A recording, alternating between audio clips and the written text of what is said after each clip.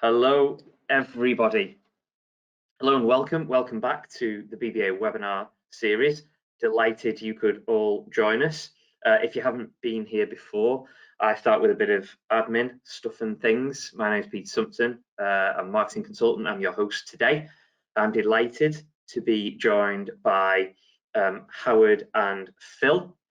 Good morning, chaps.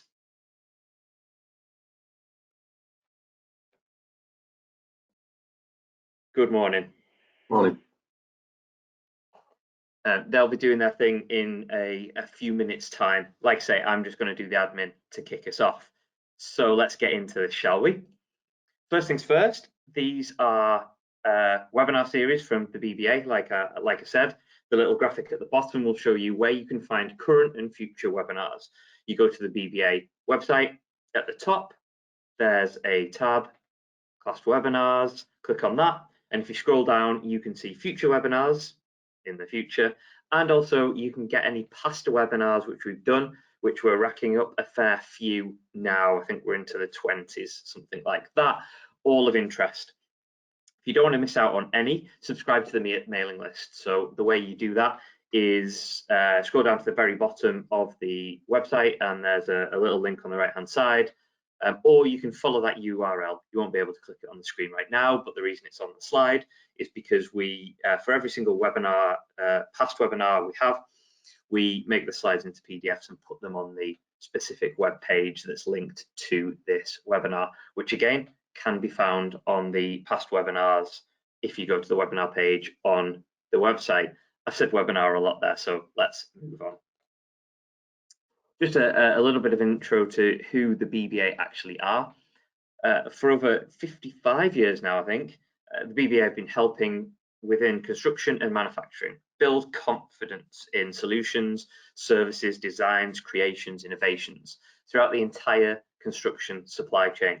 And the BBA develops long-term partnerships to help with this, to help with building confidence with both clients and associations, of which there's no better example of what we're going to talk about today in terms of highways and civils, and with LCRIG on board, which is fantastic, and we'll get to that in a moment.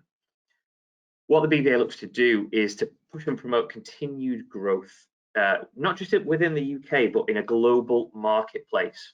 It's important to note that they'll always remain reassuringly impartial. That's massively important for the integrity of the BBA and what we actually do.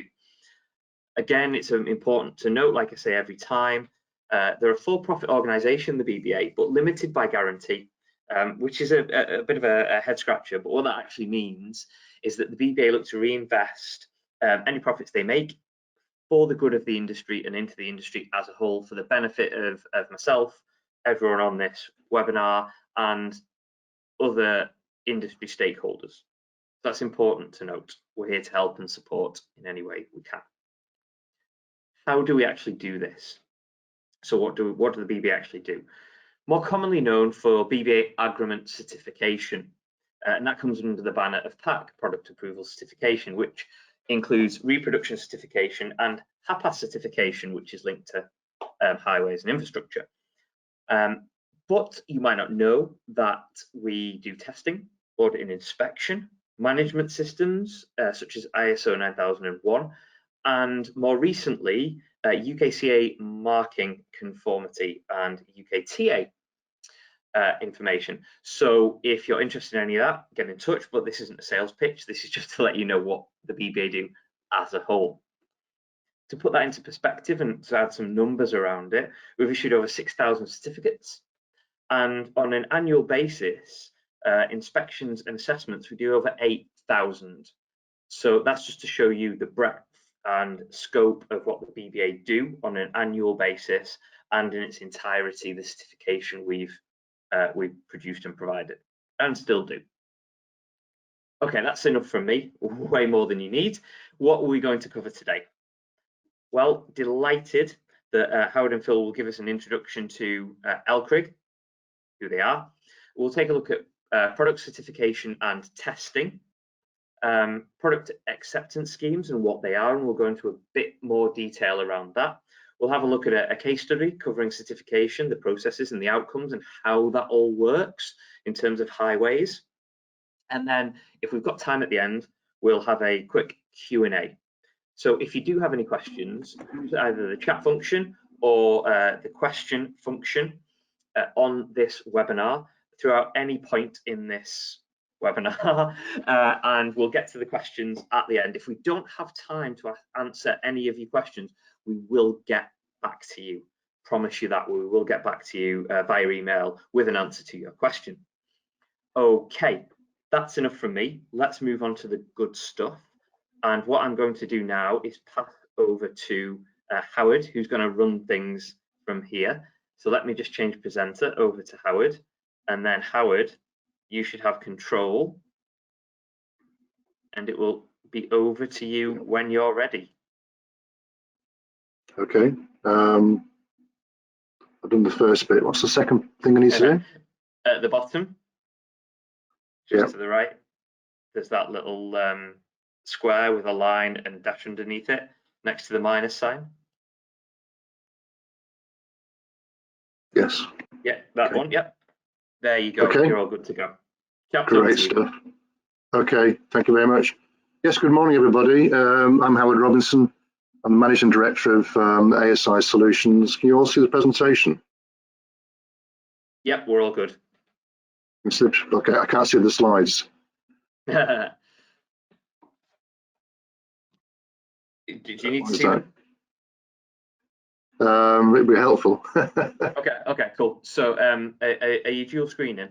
Have you got two screens? Yes, dual screen, yeah. Okay, so I can see it now, that's fine. I can see it now. Yeah, that's great. Okay, sorry about that. Yeah, so I don't sorry, Howard, I don't think we can see the presentation. You can't see the presentation? No, not yet. Okay. I can see the presentation, so what shall I do? Okay, so what we do, 1 second. If your presentation should show up on on your second screen, meaning you can see the front end and the back end of the presentation. I've only got one screen. Okay, so if you go to present, you can't see it at all. On my screen, I can see this. I can see the first slide, just the first slide. Yeah, but you need to go into presenter mode.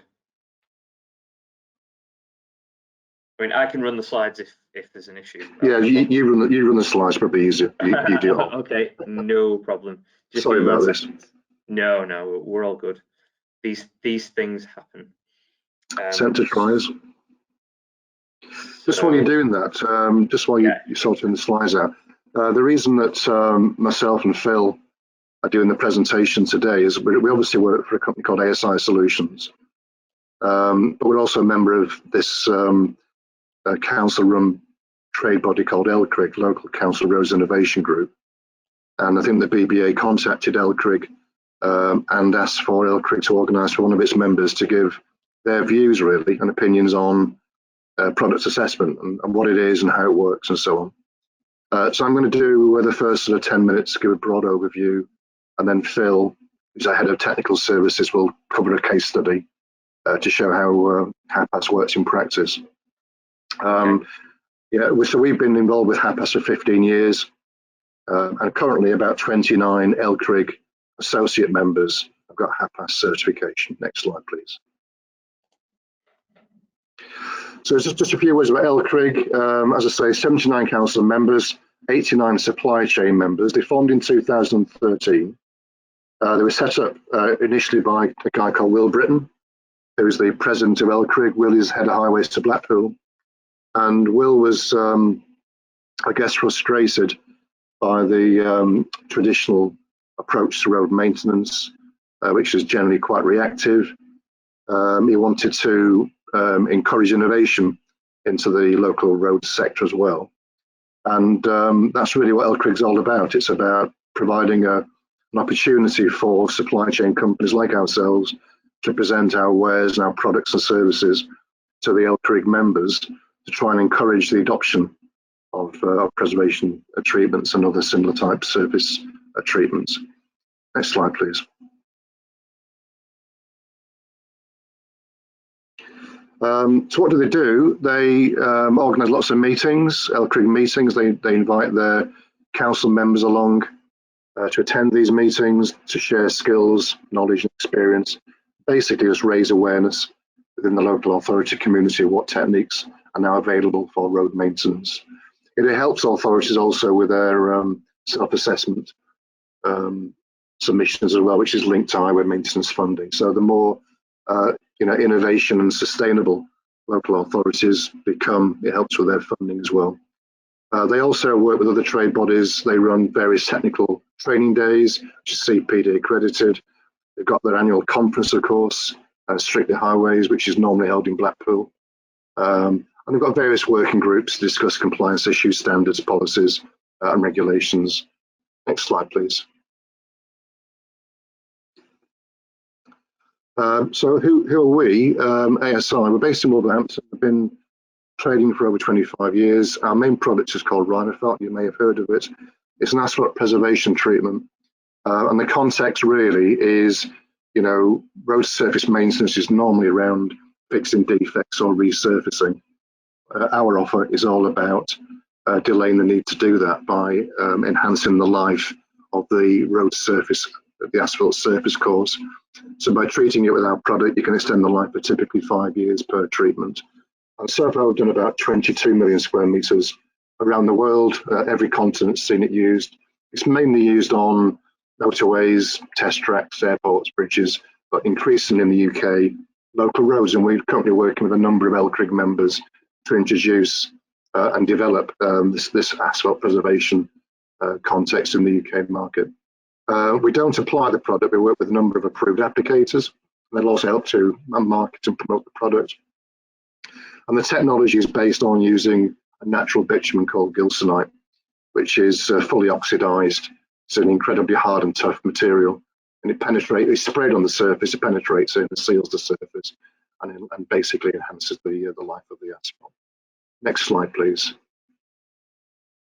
So looking at product certification and testing, why do we need it? In a previous role, when I ran the RSTA for 10 years, I sat on HITAC, which is the Highway Technical Advisory Committee, which oversees the various HAPAS product schemes. It's really there where we haven't got harmonised product standards in place, really, because from a local authority or a road client point of view, when they're specifying products, whether they're asphalt, concrete, or surface treatments or wherever, they want some confidence they're going to work and do what they say they do on the tin. So they really come into their own where you haven't got product standards. We operate in the surface treatments market, and only 2 surface treatments have product standards, which is surface dressing and microsurfacing. The rest don't have a standard. They're essentially proprietary in nature, and that's where product assessment and certification comes in. We can take our products to bodies like the BBA, and they can conduct a very rigorous assessment of the product's manufacture, its consistency of manufacture and installation, and give an opinion on life, the service life. I use the word opinion there, and I think that in the past I know there's been some confusion about what these schemes mean in the real world. They don't provide a guarantee. That's the first thing. It largely is an opinion by a very knowledgeable, experienced body of experts on how a product will perform in service. So these schemes can be included in specifications, and they give confidence to road authorities when they're specifying products that don't carry a standard, that they will work and perform. And as I already mentioned, they check that the products are manufactured properly, importantly, consistently, and they do address end performance. End performance information is a guidance. It's not, they're not sort of saying that something will definitely last 10 years, but it gives a pretty good idea, indication what the life will be. If you really do want to know the ins and outs of product assessment schemes, I'd recommend that you read clauses 104.15 and 104.16 in the specification for highway works series 100, and this information explains how the schemes operate and why they're important. From our experience, some local authorities prefer to specify these types of schemes. HAPAS is often specified. Some authorities prefer not to, for various reasons. There may be a product out there they want to use that doesn't have product certification. In that case, they'll ask for a guarantee instead. But product acceptance schemes are built on industry best practice, so it really does make sense to use them in the absence of product standards. Next slide, please. There you go. So as I say, how do they work? It's the gubbins, really, the detail is in these two specification clauses in the spec for highway work. So let's just have a quick look at some of the important information in those clauses. Next slide, please. So where there are references in the spec to particular acceptance schemes, and there are a number of schemes, the important thing is that the scheme that's referred to operates in a certain way and addresses or has the key attributes which in this instance National Highways recognise. And the schemes really have to be ideally founded on guidelines and criteria which have been set by industry experts. In the case of HAPAS, there are many industry schemes. So for example, there's a range of specialist groups. So SG1, Specialist Group 1 deals with high friction surfacing, and Specialist Group 2 will deal with joint sealants, and SG3 will deal with kind of surface course materials and so on. So there's those types of HAPAS schemes where the company that's submitting the product has to comply with a set of criteria which has been designed and agreed on an industry-wide basis. Sometimes there isn't an industry scheme in place. So a company may have a one-off type of product and they'll approach the BBA or other similar bodies, and they'll also get a HAPAS certificate, but it'll be based more on context and specification and guidelines agreed between the producer and the BBA, rather than having gone through one of these specialist groups, for example. Next slide, please. As I mentioned, there's various schemes. The one that we are heavily involved with is HAPAS, of course. I had to look up what CARES was yesterday. That's for steel, primarily for concrete reinforcement. So these schemes can be included in specifications by road authorities, and examples would be, I mentioned high friction surfacing, thin surface course systems, in our case asphalt preservation and microsurfacing, etc. Interestingly, that although microsurfacing is covered by a harmonised standard, there are also HAPAS certificates for essentially products with a higher level of performance than is covered in the declaration of performance in the standard. Next slide, please. And the whole point of this really is to ensure the product's fit for purpose. So the product acceptance and certification specified in the specification, it needs to be structured and implemented to provide assurance and confidence to the road authority that the product, when supplied and installed, will actually deliver the level of performance that the providers are claiming. Next slide, please. Certification bodies must be accredited by UCAS to that standard, BSEN 45011. When I ran the RSTA, we always insisted that any type of certification of this nature should be done by certification bodies accredited by UCAS. There are some companies out there that will, claim to provide certification, but they're not actually regulated by UCAS, and it's important that they are, because that's what the specification for highway works calls for example. Next slide, please. So the scheme must cover as appropriate manufacturing, installation products that are not covered by a harmonised standard. and which don't have a declaration of performance and a CE mark. So up until recently, I think, well, that would cover the likes of high friction surfacing as an example, or some crack sealing products as examples. Or alternatively, it will only cover the installation where the manufacturer already has a declaration of performance and a CE mark. So an example of that would be an asphalt thin surface course system, where you've got a CE mark for the manufacturer, but there's no standard for the actual installation and end performance, and that's obviously where the product assessment kicks in. Alternatively, you can get a HAPAS certificate covering product characteristics that are not included in the required essential characteristics in the standard, if they provide additional protection for the road user.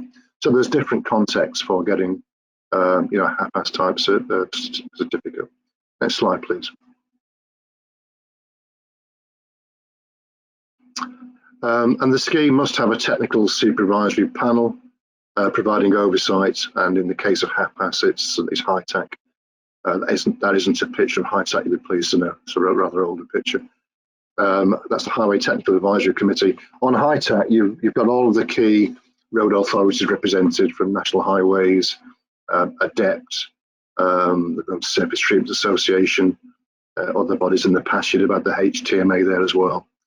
And they basically ensure that the schemes are regulated properly and follow the appropriate guidelines. And it's important to get balanced representation of the key end users.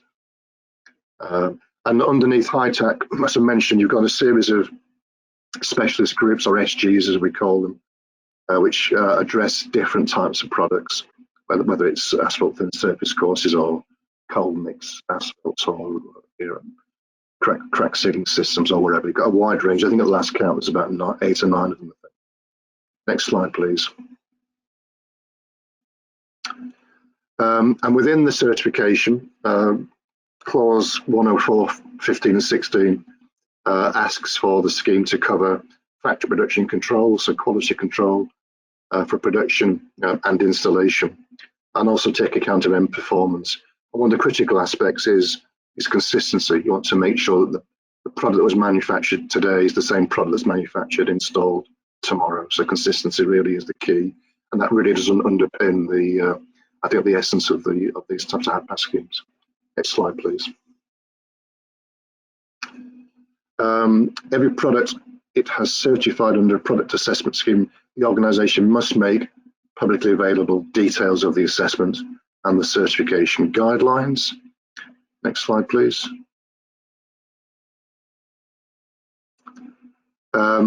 This is an interesting point, actually, where you've got different certification bodies that are providing product certification on the same types of products, but they do it slightly differently. And I remember a few years ago, National Highways, or Highways England back then, were thinking of how to actually address this. There was some talk about having a national highway sector scheme set up to ensure consistency in the way the different certification bodies operate.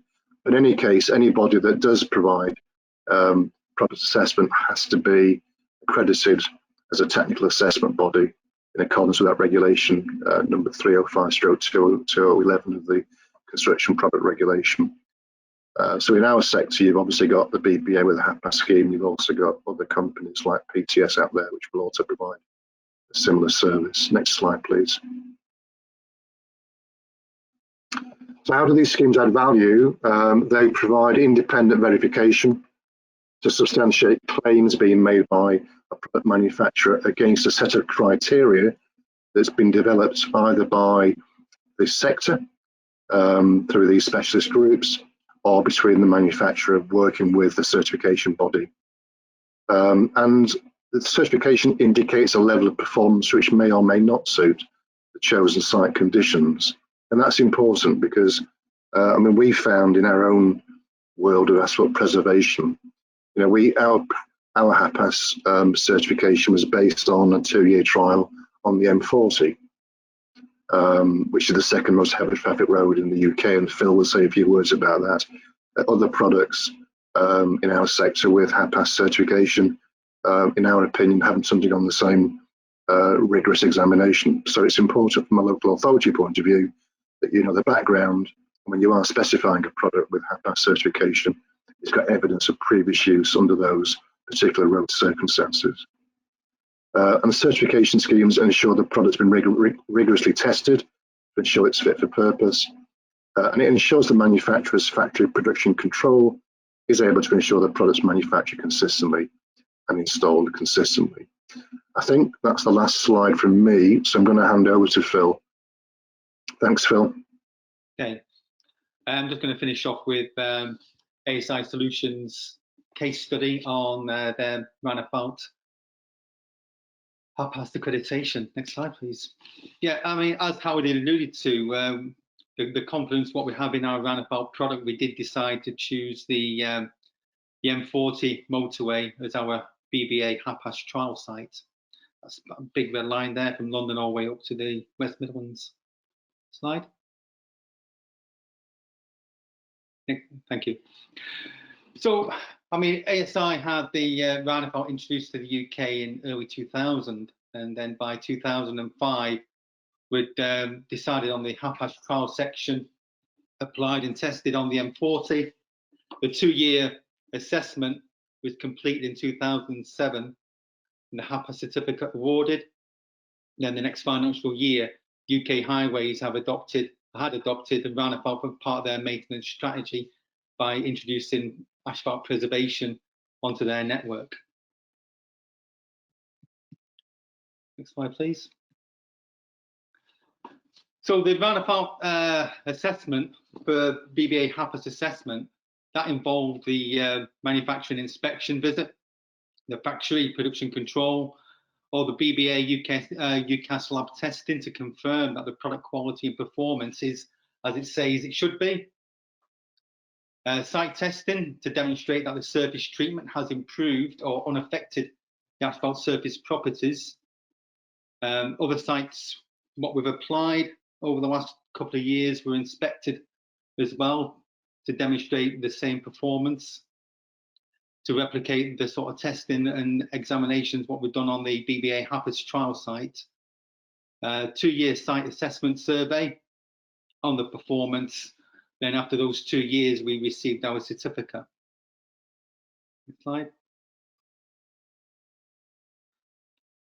So, I mean, following on from that, I mean, the M40 is the second busiest motorway in the UK.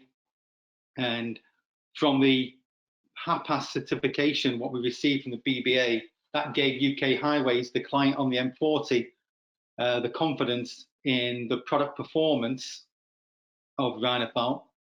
The old maintenance strategy for their motorway was to remove and replace the asphalt surface once it had reached failure, but by repeating 5-year applications of RHINOPHALT preservation, it saved the client 30% of their original service in budget, and reduced the number of maintenance days on the network by 40%. And by using RHINOPHALT, it's reduced their carbon footprint by over 90%. So, I mean, what we see, our product is born on quality assurance, and we see the BBA HAPAS accreditation is giving the customer the confidence in product performance and continuous improvement. Okay, any questions? Fantastic. Thank you very much, chaps. Just a couple of questions here. First one is about the M40. So there was testing for 2 years, or the performance was taken from a 2-year perspective. Was there a specific need for that to be 2 years in length, or was that just a decision that was worthy of taking, that it would be 2 years? What was the rationale behind that? That's the standard approach for the BBA, to say that any new surface treatment under clause 950, the product assessment has to be over 2 years, because you can treat the surface, but if it doesn't last, if it comes off and wears away and hasn't, it might be six months later, and the road surface might not be preserved, it might not be in that condition, it might even fail. So to go back 2 years later and to do a visual inspection, do any sort of site testing, what's needed to prove that the product's still performing 2 years later, then that's the sort of standard approach that the BBA now have got for surface preservation treatments. Okay, fantastic. Surinder from the BBA has joined us. Hello. Open to anyone to answer this question. In terms of the certification, and maybe not just specifically HAPAS, but across the board, does this help to promote innovative products and innovation and push the industry forward, or can it be potentially a blocker? I'll answer that one. Go on, Sonny. Okay, we'll hear from Surinder, and then we'll hear from Howard.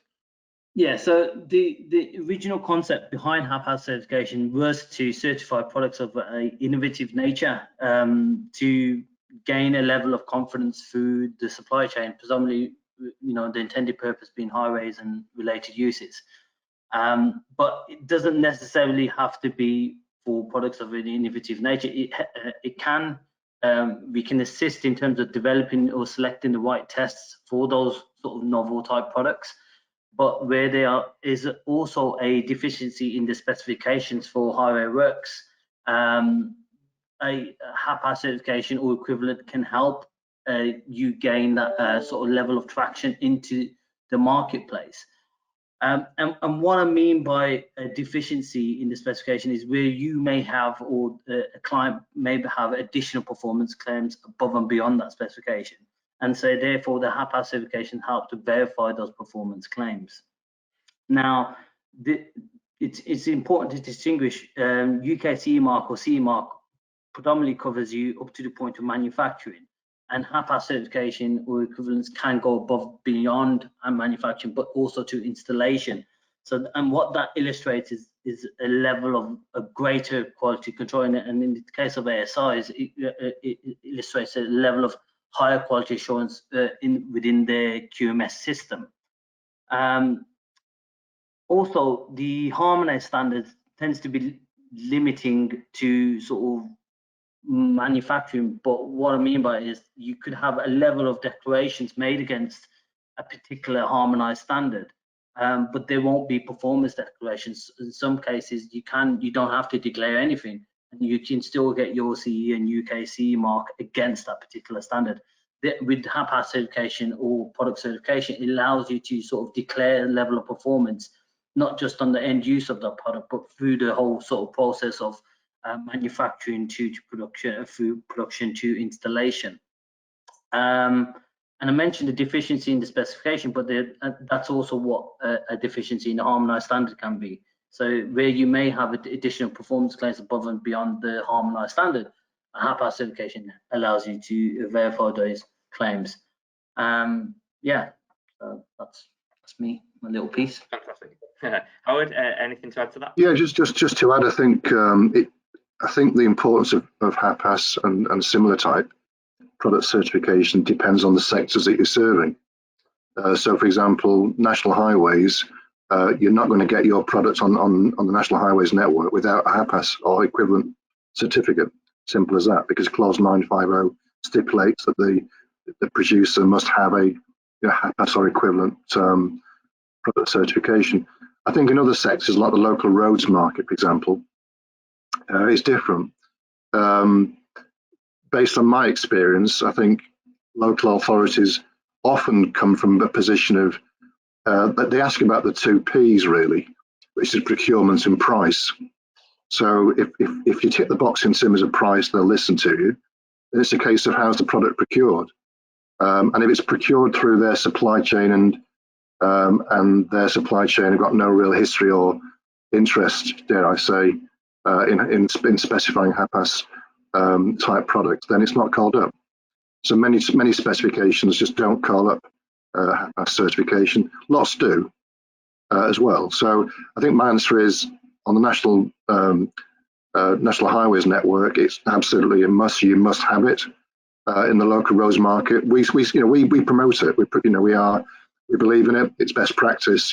Everyone should do to get product certification, because it means that your product's been properly tested, and it also it confirms to you, the supplier. It helps to mitigate your risk the last thing you want to do is supply a product against all sorts of claims to find out it doesn't work. So it's important that both sides of the, both sides understand how something works properly. So yeah, that's my sort of rambling response, really. Yeah, excellent. We've got time for one more quick question. This comes from Adam Hubbard. Thank you very much for joining us, Adam. And he asks, are there any specific HAPAS requirements that apply to joint sealants outside of the known industry standards? Well, there's SG2, Specialist Group 2. So there is a scheme, guidelines for crack and joint repair systems. So yes, the answer is that you can request HAPAS certification for those types of products. There are, of course, standards as well. I think the standards mainly apply to concrete roads. I could be wrong, but certainly for asphalt roads, you need the HAPAS certification. I know there's lots of RSTA members that provide crack and joint repair systems, and they've all got HAPAS certification. Oh, Surinder, you're on mute, I think. Schoolboy ever. To add to what Howard just said, the BBA is in a sort of at an advantage, because for so many years it was the sort of go-to place for highways product certification for highway materials and products and systems, and because of that strong sort of foundations behind the third-party certification, we've certified over 360 different products and systems for highways and highway infrastructure. And what that also creates is there's a level of expertise within the BBA to be able to certify a wide range of product subgroups, material subgroups. And this ranges from road materials to paints for structures, to civil materials such as retaining walls and so on, geotechnical areas.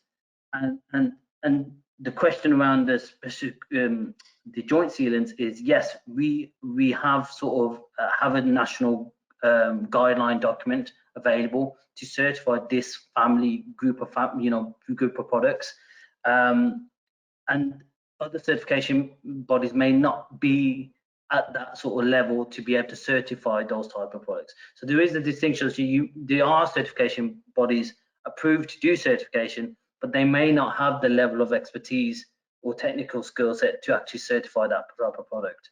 So it's important to just distinguish the sort of process there behind it.